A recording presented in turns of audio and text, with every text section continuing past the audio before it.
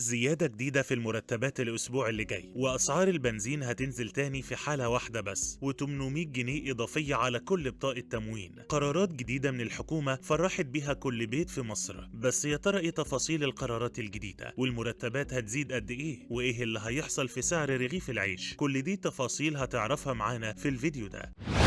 اللي حصل الساعات اللي فاتت من زيادة أسعار بنزين وسولار وتطورات كل يوم بتحصل في العالم خلى الكل يقلق ويقول إننا داخلين على موجة جديدة من الأزمات زي اللي حصلت في 2022. بس الدكتور مصطفى مدبولي رئيس الوزراء طلع النهاردة وطمن كل المصريين. هو مش بس طمنهم، ده فرح كل بيت في مصر بسبب الإجراءات اللي أقرتها الحكومة بعد زيادة البنزين عشان محدش يحس بغلاء أو عبء إضافي. مدبولي أكد إن الحكومة متابعة كل حاجة أول بأول، من أسعار البنزين والسولار للغاز وكل المواد الأساسية، وقال إن الزيادة دي استثنائية بسبب الأوضاع العالمية، لكن أول ما الأوضاع تستقر هنراجع تاني الزيادات، ومش بعيد سعر البنزين ينزل زي ما كان. بس الحكومة مش واقفة هنا، لا هم بدأوا بنفسهم يعملوا ترشيد للإنفاق، يعني قللوا السفريات الرسمية وقللوا الدورات التدريبية ولغوا بعض الفعاليات، وكمان هيراجعوا استهلاك الكهرباء والوقود في كل الجهات الحكومية، وكل ده من غير ما يتأثر المواطن بخدماته الأساسية. ده بالعكس خدت إجراءات جديدة لدعم المواطن، وعشان محدش يحس بأي زيادة في الأسعار الحكومة مدت دعم بطاقات التموين شهرين زيادة، يعني كل اللي بياخد الدعم وبيستفيد من منحة ال 400 جنيه هيستفيد منها لفترة أطول لحد عيد الأضحى، وده علشان يخفف عليهم ضغط الأسعار العالمي اللي طالع دلوقتي، خصوصا أسعار الطاقة وتكلفة النقل والشحن. مش بس كده، الحكومة كمان بتحضر لحزمة تحسينات كبيرة للأجور والدخول للموظفين في الدولة. الحزمة دي دلوقتي في طريقها للرئيس وهيتم الإعلان عنها رسميا الأسبوع اللي جاي. بس المفاجأة إن الزيادة المرة دي هتكون مجزية ومرضية للكل عشان محدش يحس بالغلاء، دي هتفوق الغلاء أصلا حسب ما قال أحمد كوجك وزير المالية في اجتماع الحكومة النهاردة. وفي نفس الوقت الحكومة شغالة على تأمين الطاقة، يعني متابعة توريد المنتجات البترولية يوم بيوم وضبط الأسعار بطريقة توازن بين التكلفة الحقيقية وبين القدرة الشرائية للناس، وكمان زيادة الإنتاج المحلي ومتابعة التعاون مع شركاء مصر الدوليين عشان الإمدادات تكون منتظمة وما يحصلش نقص ولا يحصل قطع كهرباء كل شوية خصوصا في الصيف.